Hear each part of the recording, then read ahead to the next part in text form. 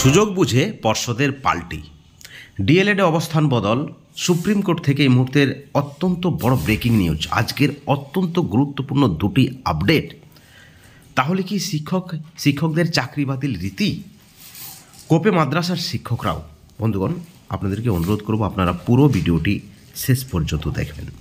আপনাদের নিশ্চয় মনে আছে 2022 সালে 29শে সেপ্টেম্বর প্রাথমিকের সহকারী শিক্ষক পদে নিয়োগের জন্য বিজ্ঞপ্তি জারি হয় এবং শূন্য পদের সংখ্যা ছিল 11,765টি।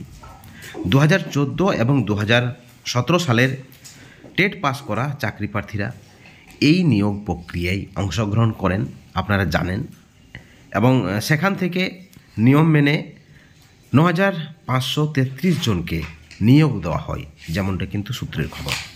এদিকে national council for teachers education স্পষ্ট করে দিয়েছিল যে ডিপ্লোমা ইন এলিমেন্টারি এডুকেশন বা ডিএলএড না থাকলে প্রাথমিকের চাকরি পাওয়া যাবে না। তা নিয়ে একেবারে রাজ্যে তোলপাড় পড়ে যায় এবং রীতিমতো মামলা ওঠে সুপ্রিম কোর্টে। 2014 সালে টেট পাস করা চাকরি প্রার্থীদের মধ্যে যাদের ডিএলএড ডিগ্রি ছিল না, তারা 2020 সাল থেকে তা করতে শুরু করেন এবং 2022 সালে যখন নিয়োগে বিজ্ঞপ্তি জারি করা হয়েছিল সেই সময় তারা কোর্স সম্পন্ন হওয়ায় যদিও হয়েছিল, কিন্তু তারা কিন্তু শংসাপত্র হাতে পেয়েছিলেন না। তবে নিয়োগ প্রক্রিয়া সম্পন্ন হওয়ার আগেই তারা শংসাপত্র পেয়ে যান। দেরিতে ডিএলএড উত্তীর্ণ চাকরি প্রার্থীরা চাকরি পাবেন কিনা এই নিয়ে অবশ্যই জটিলতার সৃষ্টি হয় এবং সেই মামলা চলে সুপ্রিম কোর্টে, আপনারা সকলেই জানেন।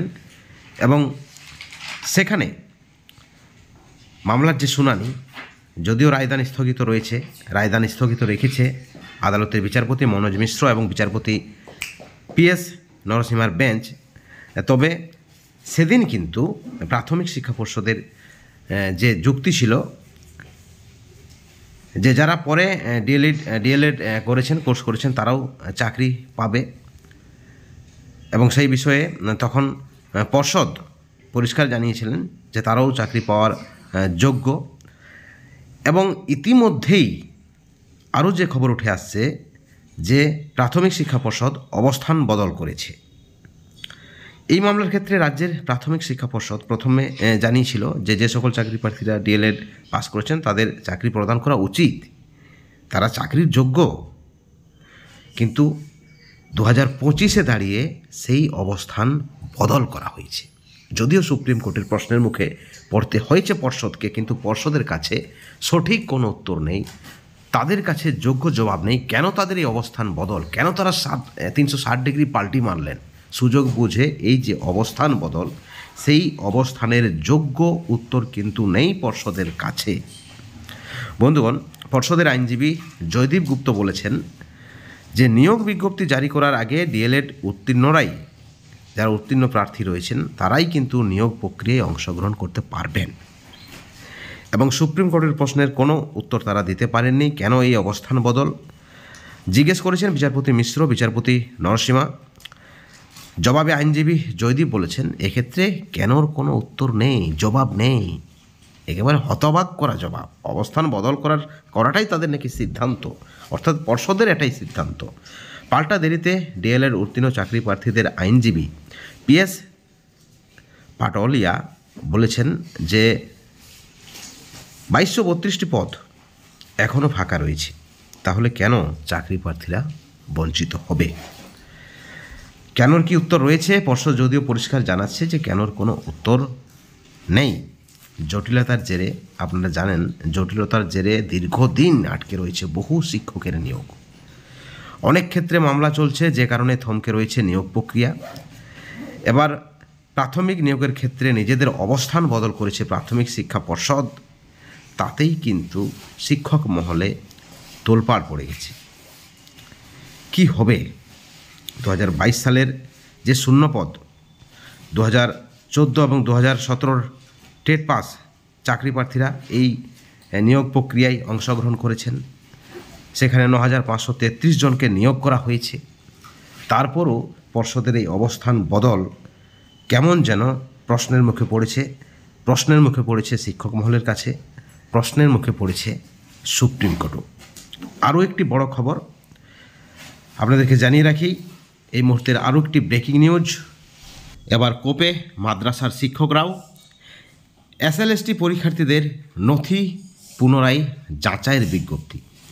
পশ্চিমবঙ্গ মাদ্রাসা সার্ভিস কমিশন সপ্তম এসএলএসটির এটি ইন্টারভিউর যে অংশগ্রহণকারী রয়েছেন সেই সকল অংশগ্রহণকারীদের নথি পুনরায় যাচাই করার নির্দেশিকা জারি করা হয়েছে।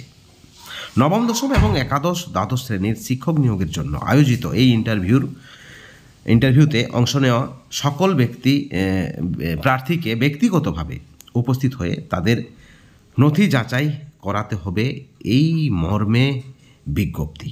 নথি যাচাইয়ের প্রক্রিয়া চলবে 10 মার্চ 2025 থেকে 11 মার্চ 21 মার্চ 2025 এবং 14, 15, 16 মার্চ এই তারিখে কার্যক্রম বন্ধ থাকবে, যেমনটা কিন্তু নোটিফিকেশনে বলা হয়েছে, বিজ্ঞপ্তিতে বলা হয়েছে। প্রতিদিন সকাল 10টা থেকে বিকেল 4:30 পর্যন্ত মৌলানা আবুল কালাম আজাদ ভবন, যে ঠিকানা রয়েছে BD 45 সেক্টর 1 সল্টলেক, কলকাতা 700064, এই ঠিকানাতে প্রার্থীদেরকে সশরীরে উপস্থিত হতে হবে। প্রার্থীদের 5 মার্চ 2025 রাত 8টা থেকে কমিশনের ওয়েবসাইটে গিয়ে তারা অ্যাপ্লিকেশন আইডি এবং জন্ম তারিখ প্রবেশ করে নথি পুনরায় যাচাইয়ের লেটার তারা ডাউনলোড করতে পারবেন। নির্ধারিত সময় ও তারিখে এই লেটারের সাথে সমস্ত মূল ফটোকপি নথি নিয়ে ব্যক্তিগতভাবে উপস্থিত হতে হবে। ইতিমধ্যে সতর্কতাও জারি করা হয়েছে কমিশনের পক্ষ থেকে। কমিশন স্পষ্ট জানিয়ে দিয়েছেন যে নথি যাচাইয়ে অনুপস্থিত প্রার্থীদেরকে কিন্তু একেবারে বাতিল বলে গণ্য করা হবে। তাই সমস্ত প্রার্থীদের এই প্রক্রিয়ায় অংশগ্রহণ নেওয়াটা কিন্তু বাধ্যতামূলক। একই সঙ্গে বিজ্ঞপ্তিতে পরিষ্কার করে জানানো হয়েছে, এই সংক্রান্ত যদি কোনো অতিরিক্ত তথ্যের প্রয়োজন হয় তাহলে অবশ্যই প্রার্থীরা কমিশনের অফিসিয়াল ওয়েবসাইট বা হেল্পলাইন নম্বরের সাথে যোগাযোগ করতে পারেন। অর্থাৎ অত্যন্ত কড়া এই বিজ্ঞপ্তি। শিক্ষক নিয়োগ প্রক্রিয়া সম্পূর্ণ স্বচ্ছ ও নিয়মমাফিক রাখতেই নাকি এই পদক্ষেপ গ্রহণ করা হয়েছে বলে কমিশন সূত্রে জানা গেছে। প্রার্থীদের সুবিধার্থে দ্রুত প্রয়োজনীয় ব্যবস্থা নেওয়ার পরামর্শ দেওয়া হয়েছে এই বিজ্ঞপ্তিতে। বন্ধুগণ, আজকের অত্যন্ত বড় দুটি ব্রেকিং নিউজ এবং এই দুটি ব্রেকিং আপডেটের পরিপ্রেক্ষিতে অবশ্যই আপনারা আপনাদের সুচিন্তিত মতামত আমাদের চ্যানেলের কমেন্ট সেকশনে কমেন্ট করে জানাবেন। সকলে ভালো থাকবেন, সুস্থ থাকবেন, কিন্তু কোনো ধরনের দুর্নীতি থেকে অবশ্যই দূরে থাকবেন। Thank you so much.